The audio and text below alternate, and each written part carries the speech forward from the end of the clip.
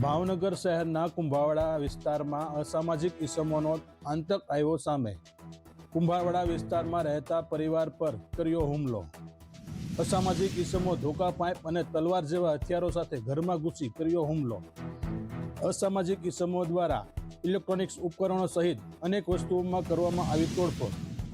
ઘરમાં ઘૂસેલા આ અસામાજિક ઇસમો દ્વારા મહિલા સહિત ઘરના સભ્યો પર કર્યો હુમલો। ઇજાગ્રસ્ત લોકોને સારવાર અર્થે ભાવનગરની સટી હોસ્પિટલ ખાતે ખસેડવામાં આવ્યા। ભાવનગર શહેરમાં અસામાજિક ઇસમોએ ફરી માથું ઉંચકતા પોલીસ સામે પડકાર।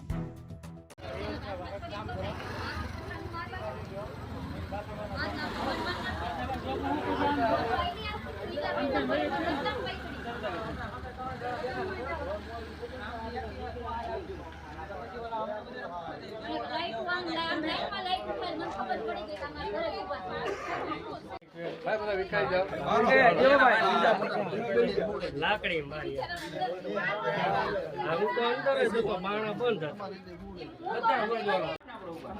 ફોટો ન આવો છે ના હાથો જ પાડે છે અને લખાવી નાખો, બોલે બોલજે, રેકોર્ડિંગ કરી લીધી। જાયજો તમે વાહ।